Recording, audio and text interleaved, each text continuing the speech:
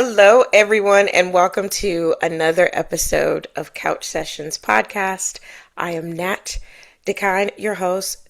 So happy to be back in the studio and excited for another episode with another amazing human being. Today, I have Leonie Maritz on our show. Say Yay. hello. Yes. Hi. I am very excited because I love how you get connected to people all over the world through technology. And you guys have heard me mention Tam Dillon before on this podcast and Critical Mass. This is a global network of just healers, shamans, people who operate with hypnosis, tarot, you name it, anything spiritual. And it has opened up this incredible opportunity to connect with people on the other side of the planet. And Leonie, will you please tell everybody where you are? So I'm in Johannesburg in South Africa, right at the bottom of the African continent. Yes. Yes. And I love it. I love interviewing, but I really love my international interviews because it's so amazing. I want to tell you thank you for coming on the show today, Leonie. And there's a lot that we're going to get to talk about and have fun. I am going to read out your bio, which I'll be very honest with you. I didn't read it until like a few minutes before we before we got on here, and I was like, "Oh, Yeah, well, you've got a lot happening, so I get that. And yes." I thank you for your grace. We do have a lot happening, but I'm going to read her bio and we are going to get started. Leonie Maritz is a certified traditional astrologer, a tarot reader, a life coach, and crystal consultant with a BA in psychology and English. She consults and teaches through her business Zodiac Tarot, which focuses on client empowerment, spiritual wellness, and consciousness development. A graduate from Lori Naughton's Sublunar Academy, the Center of Applied am I saying this? Jungian Studies? yeah, Jungian, yeah. Okay.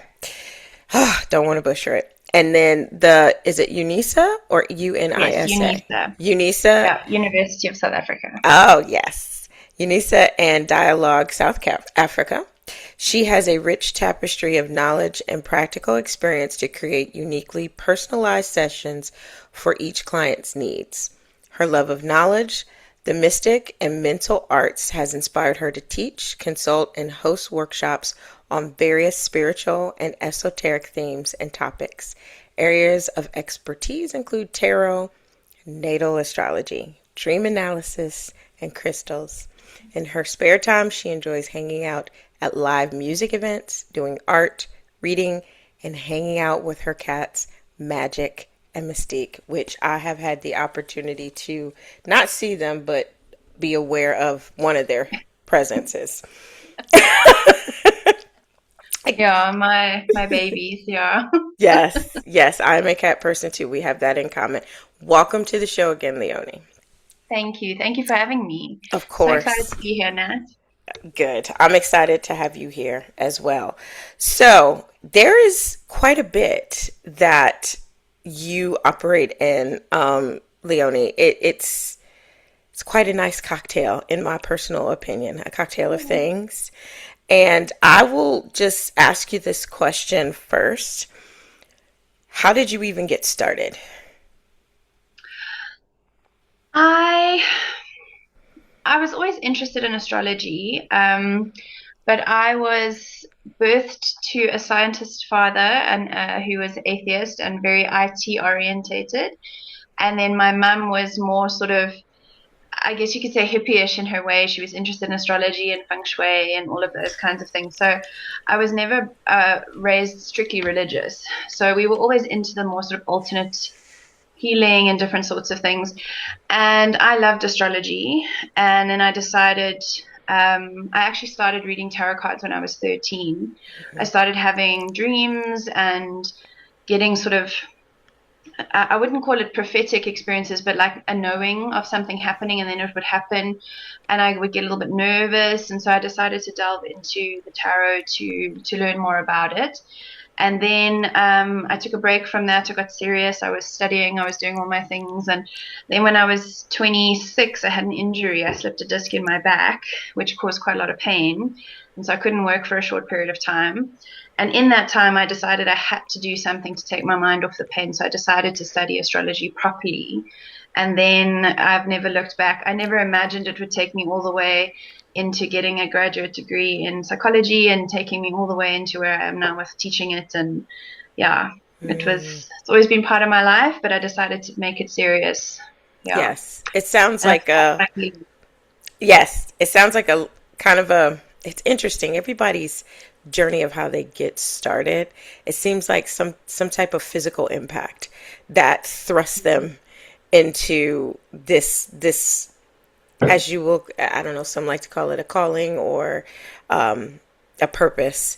But I love that you just kind of, I'm going to do this. And then it just opened up this entire world for you. Okay, I want to go back to the tarot real quick. mm, You said you started reading tarot when you were 9. Was there 13. I'm sorry? 13. Oh, 13. Why did I have 9 in my brain? Maybe that's when it came in. I don't know. Maybe, but maybe, but I maybe. remember being 13. Yeah. Okay, awesome. 13 years old. Tell me how you felt like looking at tarot at 13. Was there something that drew you to it? I know you had kind of, you said you had a hippie mom and then, atheist dad that was more IT. Was there something from your parents that kind of drew you there, or was it something that you just instinctively went towards? I've always had a natural curiosity towards the occult and to the unusual things. I've always had a very questioning mind. Mm-hmm. So I was in a school at the time, which in South Africa, it was still traditional for us to do Bible study. And I always felt it was very, unusual to me because I didn't go to church and I didn't read the Bible. And so a lot of it was very sort of unfamiliar. And I used to ask a lot of questions. And I just never felt really orientated or aligned with it. And Mm-hmm. obviously, my father was kind of anti it, and my mum was also, she'd grown up very religious, and both of them had decided that we could choose, my brother and I could choose our own sort of spirituality. And I used to ask these questions, and then one day my mother bought me a tarot deck. Um, and I just loved the idea of, because part of my brain was like, no, surely this is not possible. So I wanted to sort of prove the tarot wrong. Like, surely it's not going to be accurate. I mean, this must be nonsense, right? Except it wasn't. And the more I read and the more I learned, the more I loved it. It was just, it started my passion for knowledge and for wanting to understand why things are the way they are. And I've approached life, I have this innate curiosity, rather than fear of these taboo subjects, which are traditionally considered taboo. It's like, but why? If someone Mm-hmm. tells me I can't do that or I'm not allowed to look at that, then, and I mean, I'm a pretty vanilla person generally. I don't have any intention of being a huge rebel or anything, but my mind needs to understand why that's not allowed. Mm-hmm. And then I became more and more rebellious over time, where I'm like, no, I have my own mind, I have my own thoughts. Mm-hmm. That was kind of how I got into it.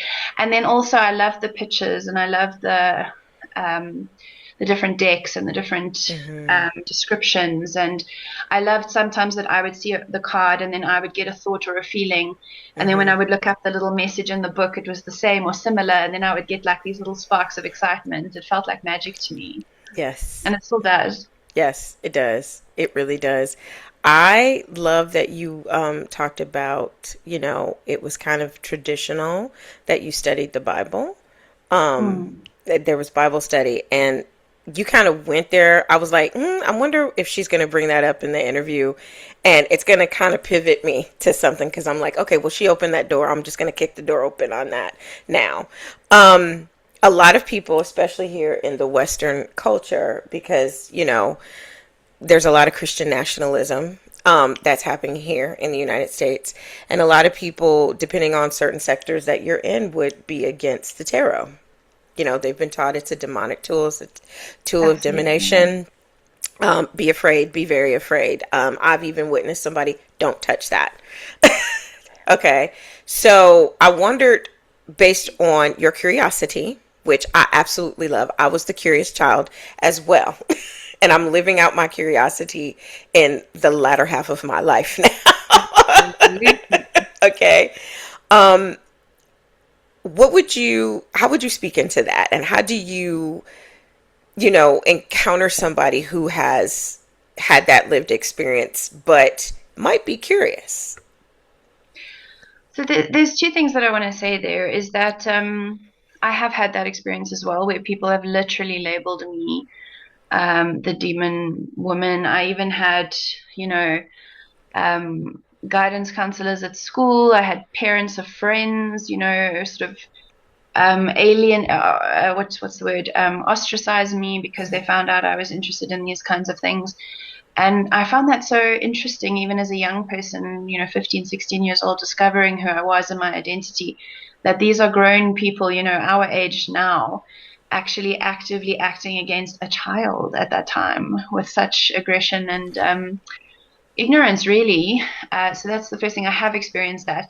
And I think when people get to know me, they know that I have no real interest in chaos or harming people. That's not my business. But I think the biggest thing is that it's been advertised, and like you said, it's a misconception, really, because the tarot is a tool with which to communicate with your unconscious. And some people take it further and say you connect with your spirit guides, something like that. But for me, it's our higher self and our unconscious aspects. It's a way to dialogue. It's a tool. There is nothing about the tarot that is about summoning demons. There is nothing about it that is that invokes anything negative. There is some strong imagery in the tarot, such as the devil and the death card, which get the bad reputation. But the truth is, if you actually go into understanding the archetype of those things, it's really the human shadow. It's really the human need to end things and transform things, and the process of grieving a loss and transforming into something new, and looking at your shadow, looking at the devil in you. And when I say looking at the devil in you, we're not talking about inviting in any kind of entity or anything, but understanding the parts of ourselves that sabotage us, and understanding that in us which may do harm to us unconsciously in the world. So our shadow aspects. And really it's I'm not going to say it's harmless, because it's hard work to do, but it's not evil in the way that it's been represented in media and represented by the sort of monotheistic religions. But the problem is of course, is that we have such fear of things we don't understand, and it's basically just a fear. And I do get upset with people who play on that fear. So there are, some readers out there who are not in it for the ethics and the integrity of soul work and development. And they can use it to fearmonger and to, make it spooky and make it scary. And it's really not. It's not meant to be like that. So anyone who's curious, I would say find a reader through a platform or a person that you respect. I mean, Critical Mass is a great example, like you said, Yes. your own platform, where they're really in it for the best of the person involved. I'm not here to tell you what to do. I'm not even here to predict your future. Even with my astrology, the idea behind it is what's best for you in this moment. And it's not for me to decide, it's for you to decide. I'm just creating the space in which you can make an informed decision, and the astrology and the tarot allow us to do that. I I hope that love answered that. the Oh, you, question. honey, like I'm the mic drop, please. The mic drop, please. It And the reason why I wanted you to go into that, Leonie, is because there's a lot, you said some profound, wonderful things.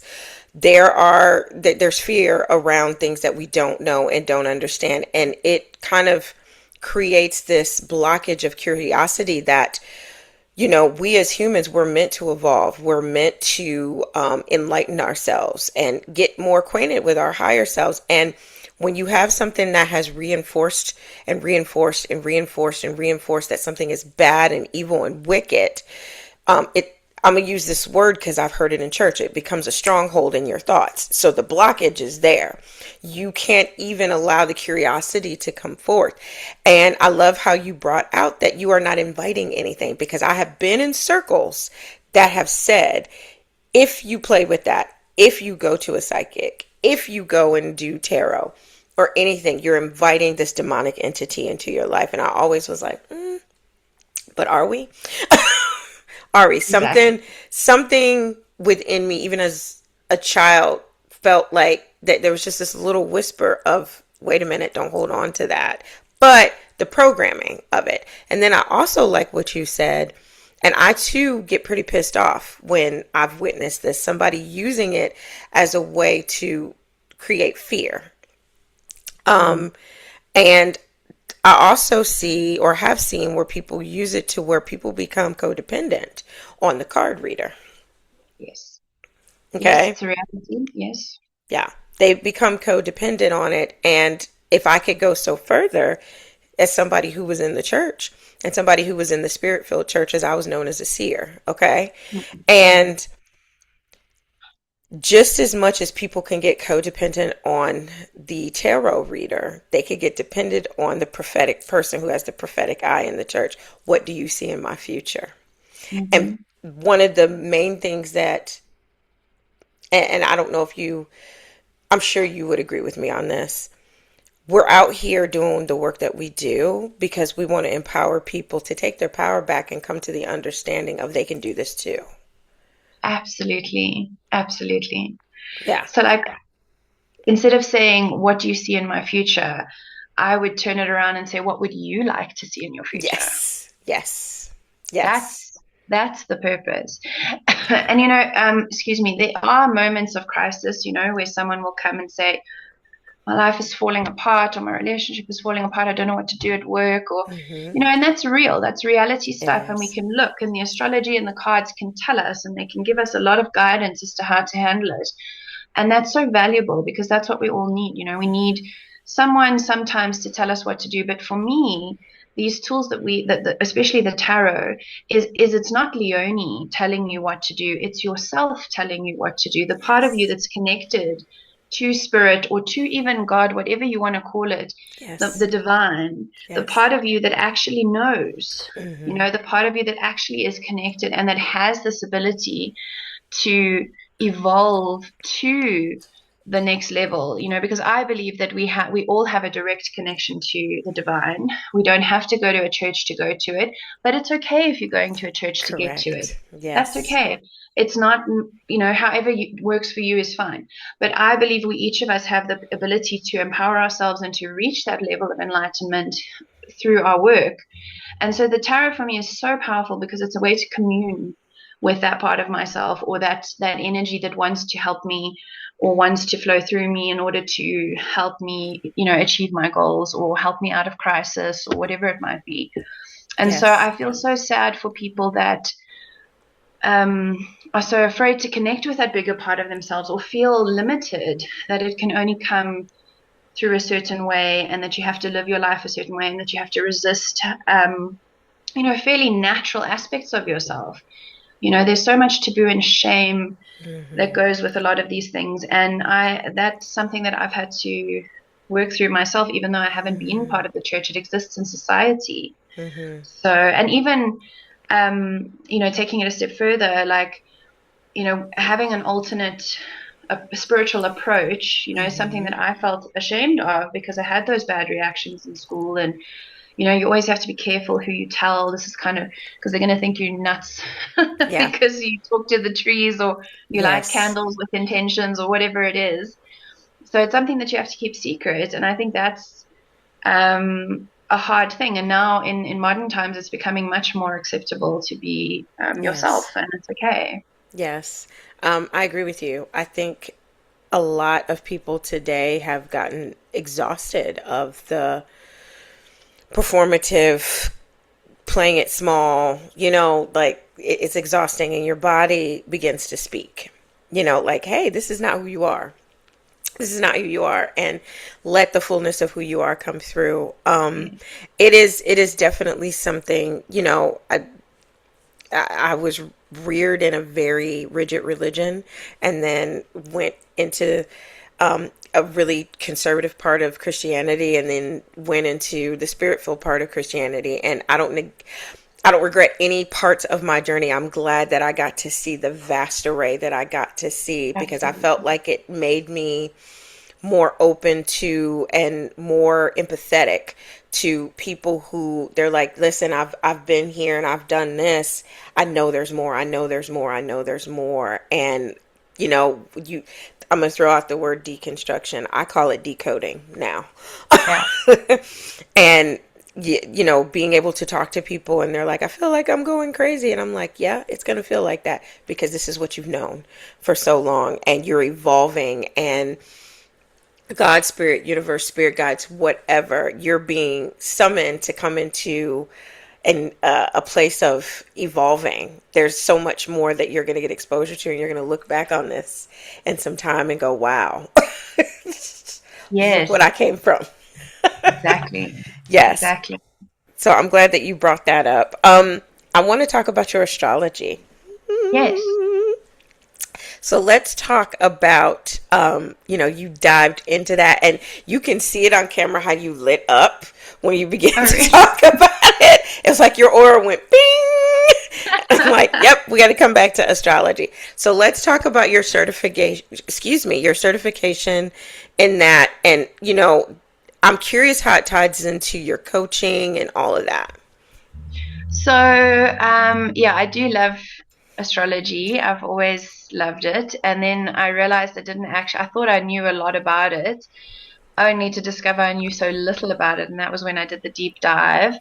And I chose to study traditional Western astrology, which is a very comprehensive branch of astrology, and it goes all the way back to medieval times. So it's one of the originator types. But all of them have their merit and their value, you know. But it's really been one of the most amazing tools for me to understand people and why people are different, and our responses and our personality types and our triggers and things like that. And I've just, with my particular branch of astrology, it's very predictive. So we see themes and we see patterns. And I just found it so fascinating, and it helped me understand myself in a more holistic approach, and some of my attributes and some of my weaknesses, but with a lot more compassion. And when I started studying charts in the detail that I do it, I started to develop a lot of compassion for other people, but also, you know, for myself. And then what became really fascinating is once I started, it was like I was insatiable. I needed to learn how to do all the different avenues that were helpful to, you know, to me. So I did horary astrology as well, which is where you can ask a specific question about something, like where are my keys? Should I buy this house? And you create a birth chart for that question. And then with my astrology, or let me rather say the astrology that I am an expert in, we need the specific birth time. So then I did a course in rectification, which is where I can discover your birth time based on events in your life if you don't know your time. And I'm still studying to this day. I've been doing it since 2014, and I'm going to keep learning because it's such a vast subject. The way I use it in my coaching is if my person has a particular blockage or a particular difficulty, then I always have a look at that area of their chart, if they're open to it, of course. And then we can sometimes get some guidance from that point of view. And the idea behind the astrology is that it's, again, same as the tarot, it's a tool, right? So Yeah. again, we don't want to get completely codependent on it. We want to use it as a map to get clarity for our situation and to help us make informed decisions. So it's all about the empowerment that you spoke about.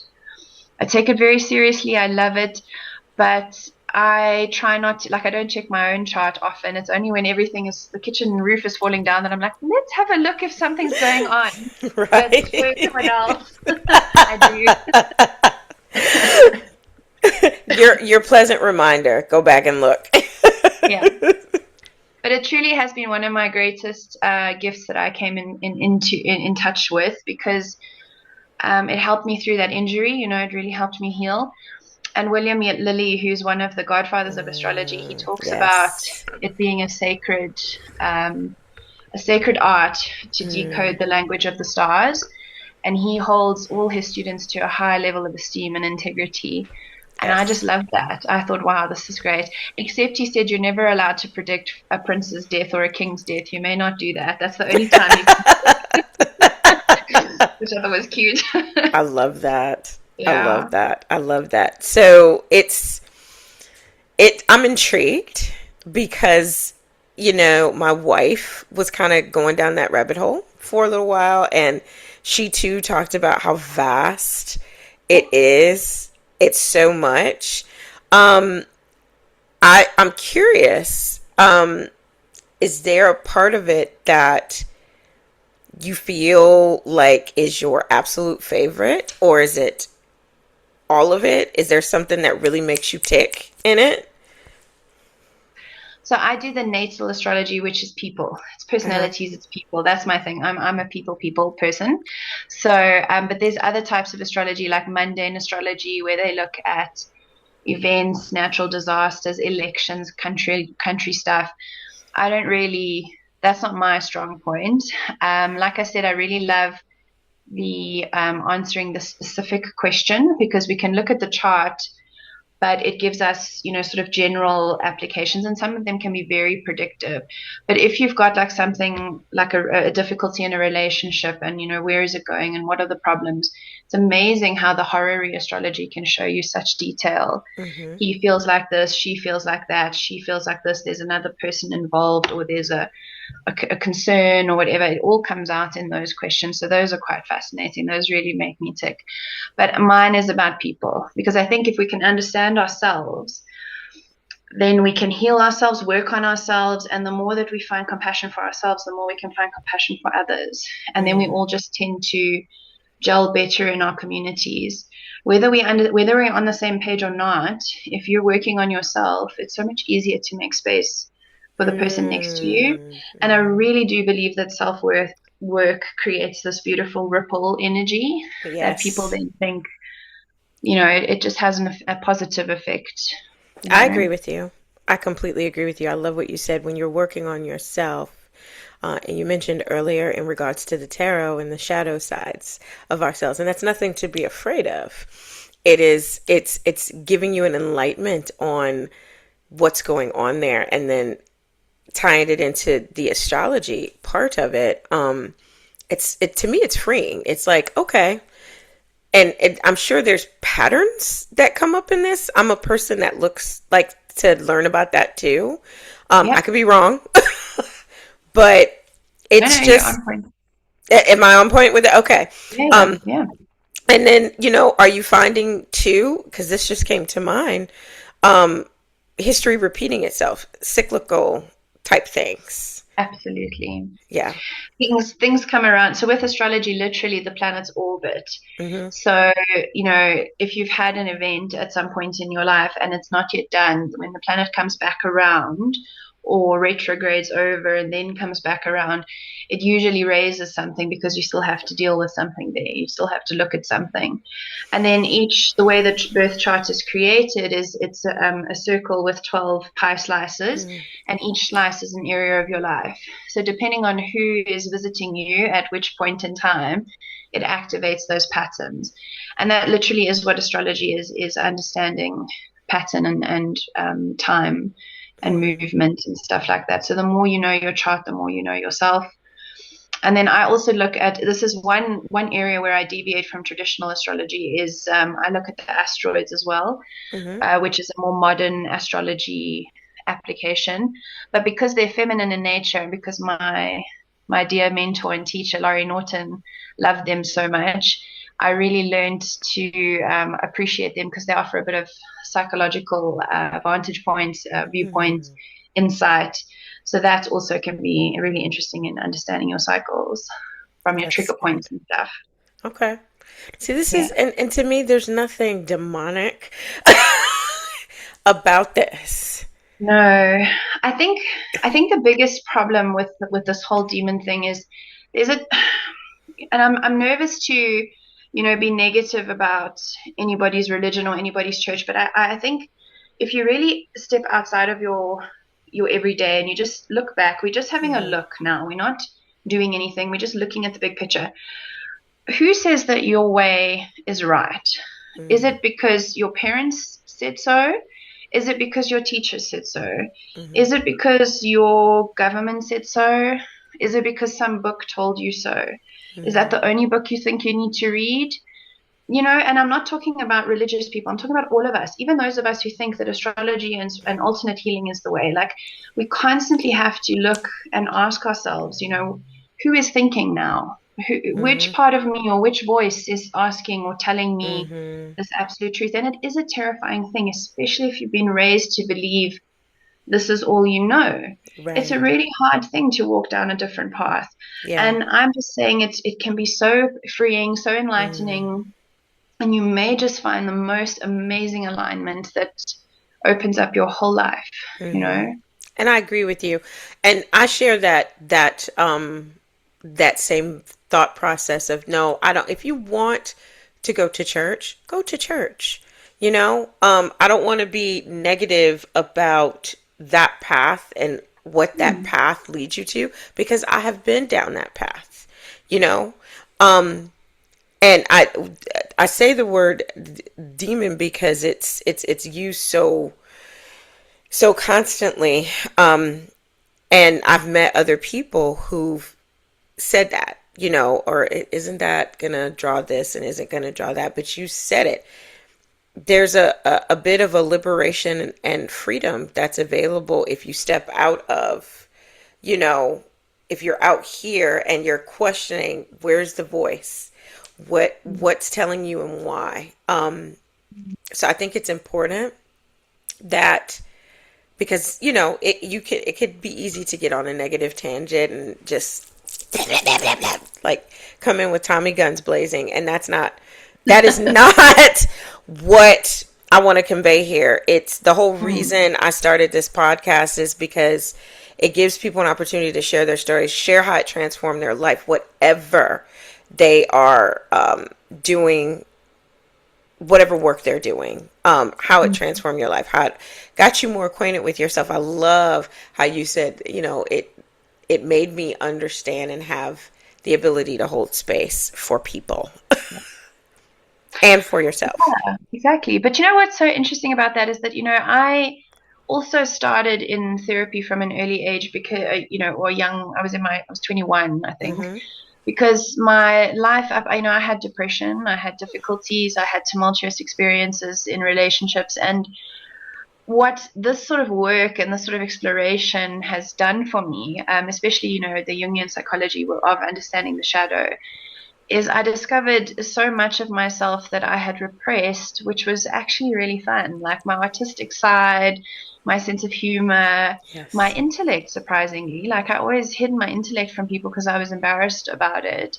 And then, I discovered all of these sort of aspects of myself that I didn't really know exist, and I discovered so much joy through those aspects. Then I became quite fond of myself, and hopefully not in an arrogant way, but I sort of started to enjoy my own company a lot. And then I thought, gosh, this is really interesting, because instead of finding all these terrible, scary, awful things, which was kind of like my conscious, I thought so little of myself consciously before that I started to discover these things that I ended up being so proud of and that actually are so part of my life now. And you learn to discover that there's a vast expanse inside of yourself, this rich tapestry of who you are.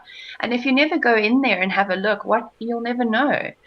And yes, there's the big, bad, and the ugly. Let's not sugarcoat it. There's things that I'm like, oh my God, I do that. Oh my God, that's so horrified. Wow. Likewise.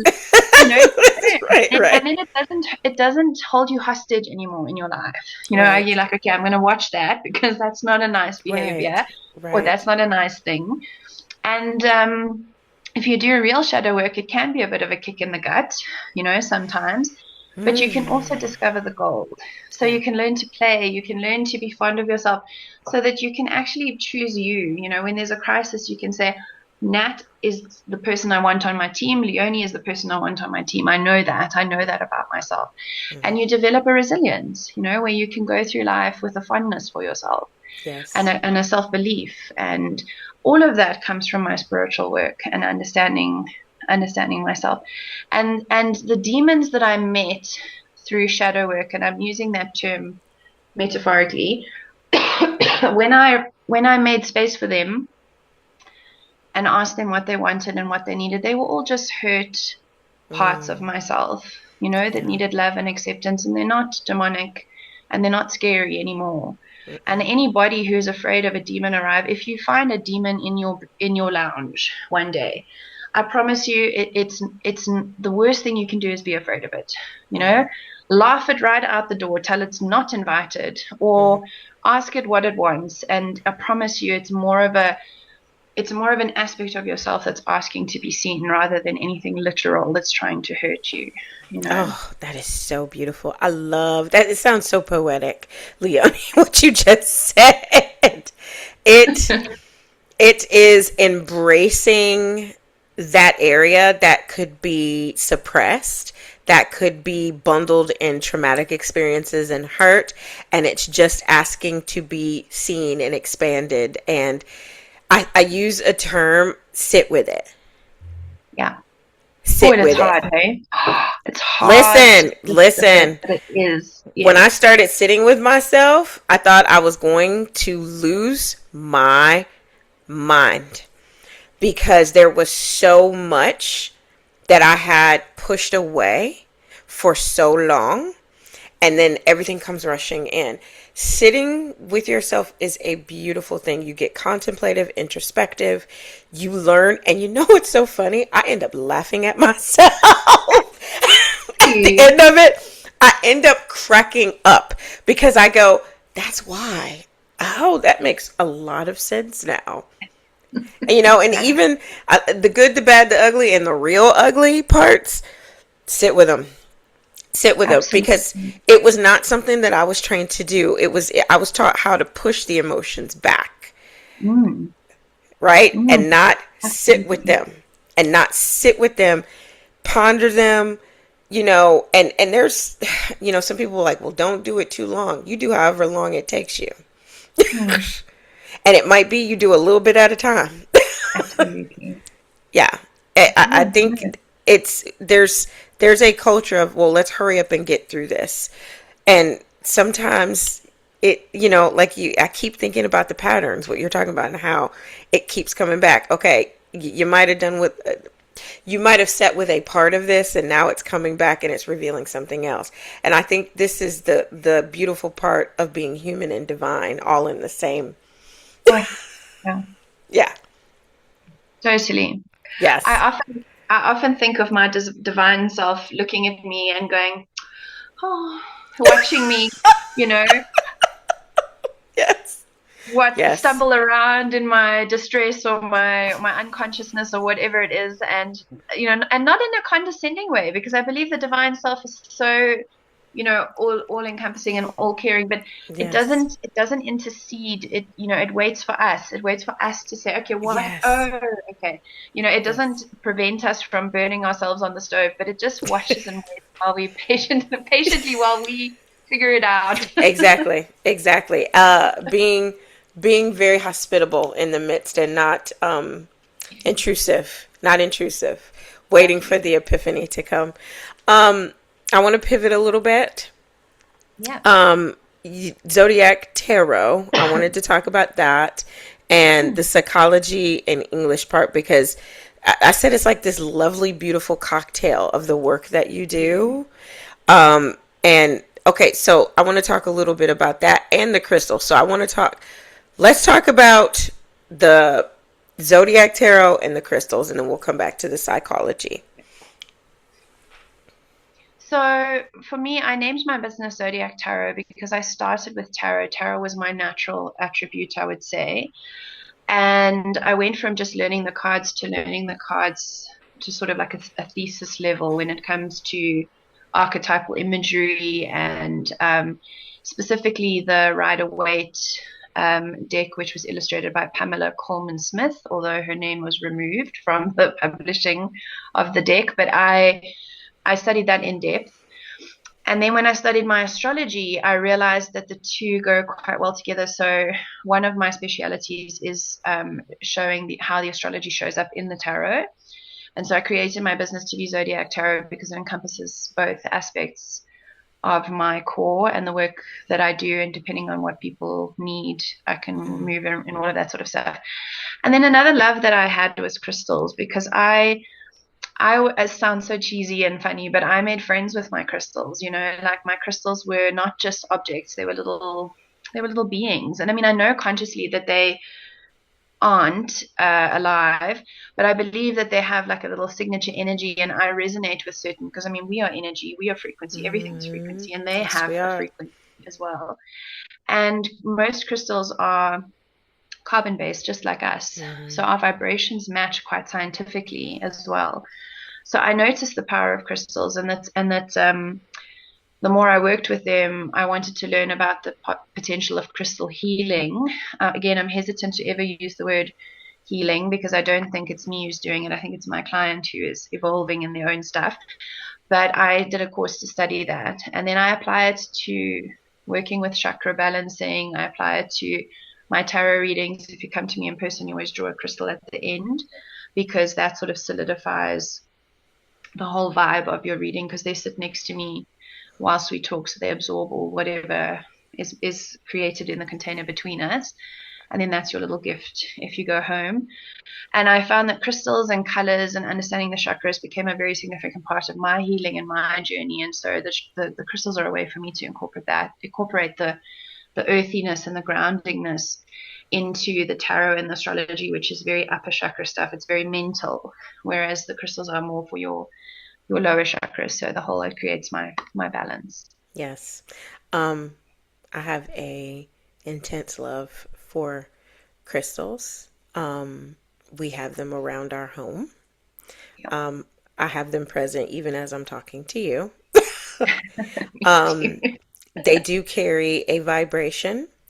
They're made of carbon just like us. I remember the first time, it was almost like they've been waiting for me kind of Mm. experience.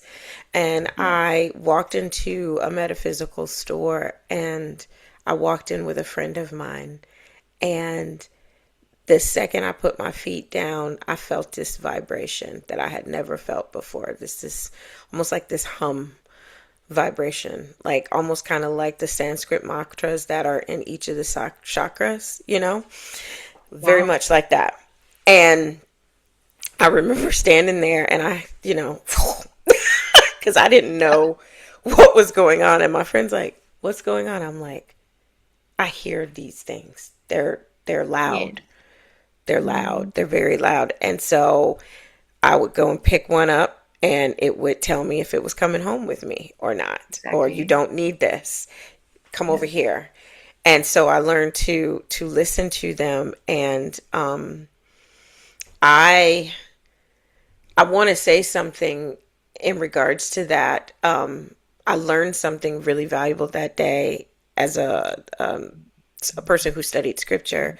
And when you read the story of the Christ, and when the the wise men showed up, they brought crystals. Yes, they did. You're right. They brought Yes. crystals. And if I remember Mm. correctly, one of them was jasper. They brought frankincense and myrrh. I knew about Yes. the essential oils, but they brought crystals as well. And that stuck with me. And And it, Jasper, just I'm interrupting, but Jasper is especially red Jasper. It's base chakra, it's body, it's blood, and even you could go yes, as far as to say blood of Christ if you wanted to. yes, And love it's it. so Yes, healing and very protective. healing. Very much. So Mm. it was that in that moment, it was just kind of my way of, I think, spirit letting me know that this is okay, and I'm inviting you into this. And just in case you are having something telling you a little different, remember this, you studied this. Yeah. And to see some of the shows. There's one, a big one that happens in Tucson, Arizona, and the spheres they pull out of Oh, the earth, wow. the Yes, ginormous size spheres of crystals that they pull out of the earth. This is in earth. You talked about grounding you. This is coming from the earth, and from Mother Earth. Yes. yes, and we are one with it. Yeah. Absolutely. It was created by the creator or the divine, or and it's just another avenue of wonderful communication. And you can do like you can do crystal meditation as well, crystal journeying, where you stare at the crystal and you can move in, move into the little rivets that you see in the crystals and stuff like Hmm. that. You can do a meditation like that. And it's I've just always found, crystals are my friends, man. Yes. They beautify my home, but they're always constantly sort of working their little magic wherever they are. Yes. And it's just such a lovely thing. So I don't question it at all. I'm just perfectly happy having them add their vibe. Yes. And they're gorgeous. They're They gorgeous, are. and They really are. they just they're just wonderful. Okay. The psychology in English. Tell me a little bit more about that, because you have a BA in this. Right. So I started working from 19 to 21. I started working, and then my plan was always to go to the UK and to study overseas. Then just certain life circumstances, things changed, and I was in a relationship that was quite toxic, and I broke up with him. And then I found myself at a bit of a loss, and I needed to basically make an income. So I went into the work that I do, retail healthcare, and then I sort of continued along that path forever. So my university dream was sort of stalled. And then I started doing all my modalities in the spiritual world, and I started studying astrology, and I started doing all these extra things. And then I had this little imposter syndrome thing going on that, no one's going to take me seriously, and I want to take this work to the next level. I want to make this kind of stuff mainstream again, and bring it back to the arenas of respect and availability to people. I want to take away the sort of idea of fear or demonic nonsense or charlatan stuff. I want to make it real. And then I continued in my career. And then when COVID happened, for the first time, retail pharmacy was operating at less hours. And I realized that, I'd also done my advanced studies with the Jungian Institute, which was a school in South Africa, and they do all these creative applications of Jung's theories. And that blew my mind. And I was like, I have to study this. This changed my life so much. I was like, I have to study this. And so and then times aligned that COVID allowed me to actually take that on whilst working, which had never been a possibility before. So then I did it. And you have to take two majors. So I took my second love, which is literature, and the European and African literature shared so much human context, because the work that I do in retail health, I meet very many people from all walks of life. Some of them are in wonderful moments of their lives, and some of them are in the most challenging moments of their lives, depending on what's happening. And so I always had this affinity for human pain and struggle and joy, and my empathy is deep. But I wanted to add a professionalism to everything that I had done and sort of tie it together, so that when I started to teach, or when I started to lecture, or when I started to talk about it, that those who are innate skeptics could also see that I've taken the traditional route as well. I So gotcha. that was kind of why. And then just for the love of knowledge, expanding my understanding of Of things. course. Of course. I love that. I love how you um, just went about that. Just so that you had excuse me, you said for the skeptics, the traditional route, that you have it as well there. I think that that is important, and people look for that as well. Um, what is your favorite literature? It's I have a soft spot for Harry Potter. Those books were I really love it. lovely Yes. when I was young. I Mm-hmm. loved the hero story. Okay. Obviously, it's similar to many other hero stories, Star Wars, etc., etc. But I really particularly loved that. I also really love fantasy. I enjoy fantasy here and there. Um, and then my Shakespeare, I loved all the dark, the Macbeth and the this and that. But I think the first one I ever did was Romeo and Juliet. And I just laughed because I thought, this was written way back when. And Mm-hmm. at the time when I was studying it in detail was when Gossip Girl was on TV. And I was like, it's Oh, the same. It's the same. And it was so I love that. hilarious. So yeah, anything and everything. I love reading. Like I read The Devil Wears Prada, the book. I love anything Yes. that's fun and light, but I also love the serious stuff. And I spend a lot of time reading spiritual Mm. texts and learning. Carolyn Mace is one of my favorite Yes. teachers. Mm-hmm. Mm-hmm. Yeah, Awesome. I think that's lovely.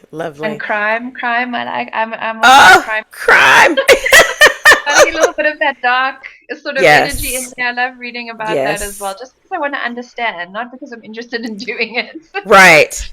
And I mean, yeah, I would imagine that you're just like you're trying to figure out the brain and how did it get there? what Yes, what's going on? exactly.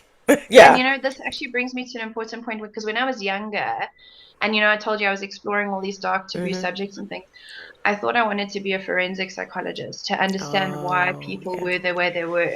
And then I realized somewhere between, my injury and discovering astrology and psychotherapy, I realized that that's actually not my journey. My journey is to just help people discover the joy and discover the light. It's Yeah. not to understand what keeps us in the dark. So it's Mm. actually what helps us find our way out. That Yes. became a strong motivation for me, especially because when I was young, I found myself in the dark quite a lot.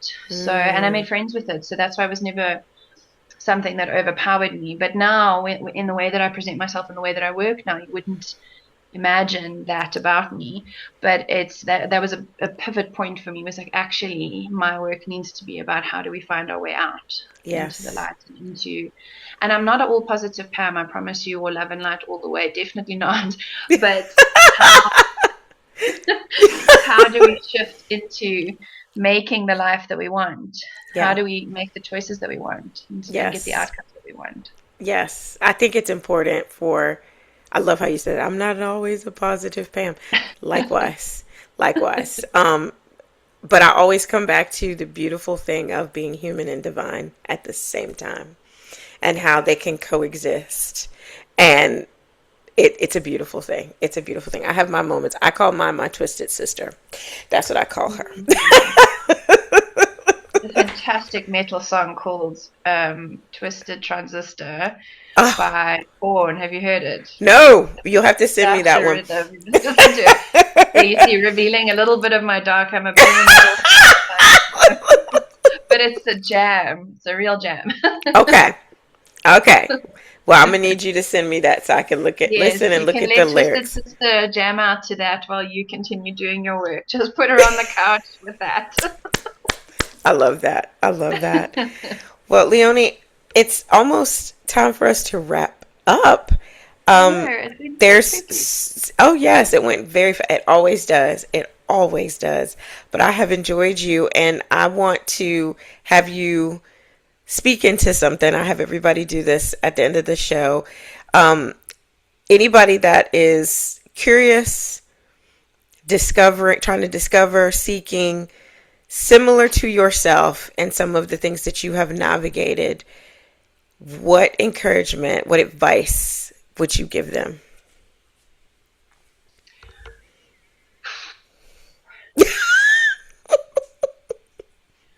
I think the best advice I can give anybody is to keep going, Mm, keep going through. Because there were times where it was bad and I didn't think it would ever change. mm, And then look back now and I amazed myself at what I've accomplished compared to what I never ever thought possible. And try and remember that, if you keep going through, the mm, you of now couldn't possibly imagine the future you. And the future you can do so much. So just mm. don't give up. Keep going. And I think the other thing is ask the questions. Ask the question. Ooh, girl, that's a mic drop. Yeah. Sometimes it feels crap because it is. Mm-hmm. So maybe that's not your thing. Mm-hmm. Ask the questions. Mm. Ask the questions. I love that. Ask the questions. Love it, love it, love it. And don't be afraid, you know?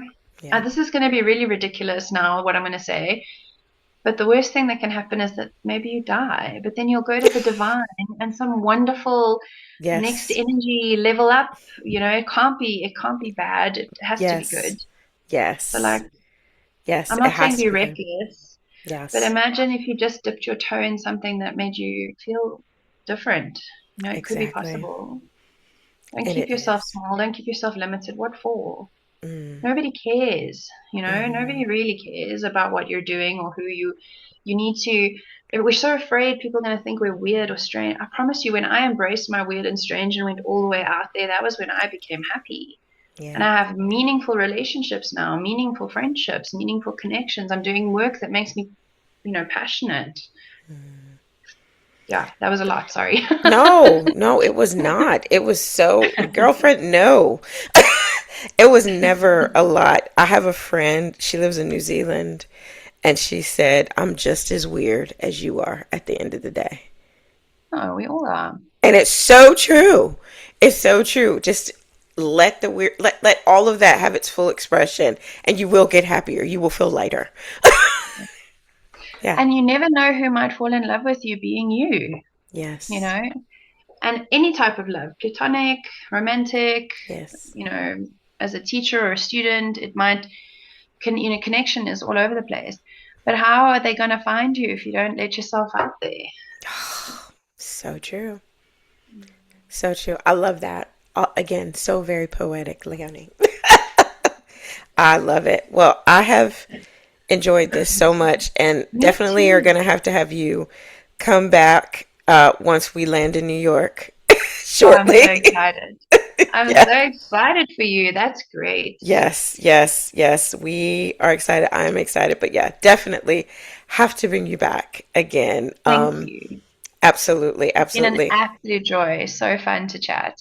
Oh, thank you. I appreciate that. And so are you. Really. So are you. Just, I love, I have a, how should I say, a little bit of an obsession with people who don't have an American accent of any kind. I definitely don't. I'm always like, oh, keep talking. Because it's so different, Because right? it's so different, but I love it. I love it. And I have enjoyed you. I enjoy your spirit. I enjoy how your aura and how just you illuminate just when you talk about your work, especially the astrology and watching that happen. It's so wonderful. I think the biggest blessing I have in existing in this life is watching people light up when there's something that they absolutely love doing, and to watch that come up on the screen or in person or to hear it over the phone or something. Yeah, That's a gift. That's one of those little things that we got to pay attention to. Of, absolutely. oh, that's what makes you tick. Let's talk about this so I can see you light up a little bit more. That's true. Yes, I love Thank you. that. Thank You you are for so that welcome. feedback. You are welcome. Well, everybody, thank you so much for joining us for another episode. Leonie, again, thank you for gracing us with all the lovely things that you do and how you just help people in this world. I think it's really awesome. You guys stay tuned. There will be another episode coming to you shortly. And do not forget, your life has purpose. You are on this planet for a reason. People need to know that you are here, and people, they need to hear from you. We'll see you guys soon. Take care.